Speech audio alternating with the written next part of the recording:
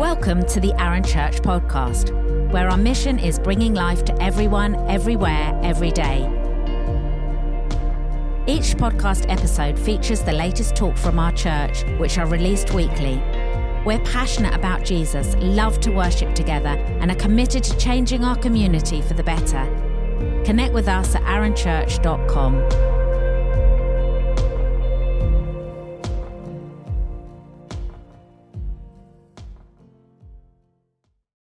In our review series on Joseph so far, Joe has unpacked the journey from the promise to the purpose and has encouraged us to embrace the process, both the darkness and the light, as God says it is good.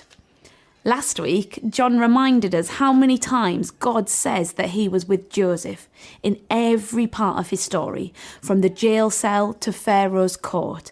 God has been with us too through this last year, through every difficulty and every tragedy. So today we're looking at what did we learn, we as a community, as a family and as Arun Church.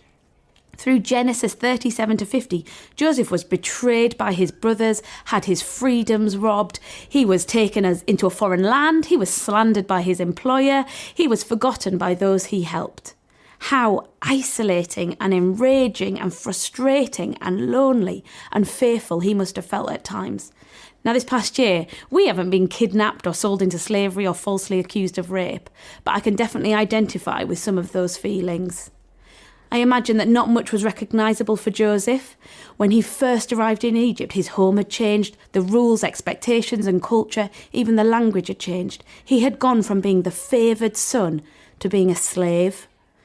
For us all, there has been much change and adaptation in this last year, in every aspect and in every day of our lives. So what have we learned from this huge shaking up? We know that God was with Joseph every step, but it also says in chapter 39 4 times that God blessed everything he did so he succeeded. Joseph had his part to play. He had to participate, show up, engage, and God blessed his actions. God blessed him, and God blessed all that came into contact with him. Chapter 39 says, from the day that Joseph was put in charge of his master's household and property, the Lord began to bless Potiphar's household for Joseph's sake. All the affairs ran smoothly, and his crops and livestock also flourished. A lot had been taken from Joseph, and a lot was out of his control. But Joseph could still choose how he showed up. A lot has been taken from us, and a lot is out of our control, but we still have a choice how we show up. It matters to God, it matters to each other, and it matters to you. It matters to God. In the Beatitudes, it tells us that having the right attitude, even in the worst of circumstances, glorifies God. And it matters to each other because Joseph's blessings from God overflowed into all aspects of his environment. It said everything in his household and in the fields flourished. And it matters to you. How you show up every day, your attitude, your heart will totally change how you experience life. Now, I read Joseph's story knowing the ending, knowing that what's to come. But Joseph served in Potiphar's house for over a decade, and he didn't know what lay ahead. He didn't know about the imprisonment or about Pharaoh's palace. But Joseph lived in the moment, humbling himself before God and his masters, working hard and receiving God's blessing.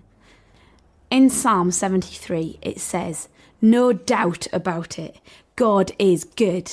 Good to good people, good to the good-hearted. But I nearly missed seeing his goodness. I was looking the other way, looking up at the people at the top, envying the wicked who have it made, who have nothing to worry about, not a care in the world. We mustn't let life pass us by one day at a time, hoping for something else in the future. We need to show up in the today. I read a blog this week by a singer called Nightbirdie. And in it she talks about God's mercies. She often reminds herself of the Israelites who were wandering in the desert for decades, praying to arrive in the promised land. But instead of an answer to that prayer, she writes, for 40 years their shoes didn't wear out. Fire lit their path every morning. Every morning he sent them mercy bread from heaven. I look hard for the answers for the prayers that I don't pray. I look for the mercy bread that he promises to make fresh for me each morning. The Israelites call it manna, which means, what is it? It's that same question I'm asking again and again. There's a mercy here, somewhere, but what is it? What is it? What is it? As lockdowns have been repeated and end dates have been delayed, we may have well felt frustrated that prayers aren't being answered. But this year, I believe, as a church, we have learnt to reposition ourselves despite circumstances, despite letdowns, and despite our feelings. Let's continue to show up no matter what. Like Joseph, let's continue to be ready to learn and adapt. Like Nightbirdie says, let's continue to expect and to look for God's daily mercies. What is it today?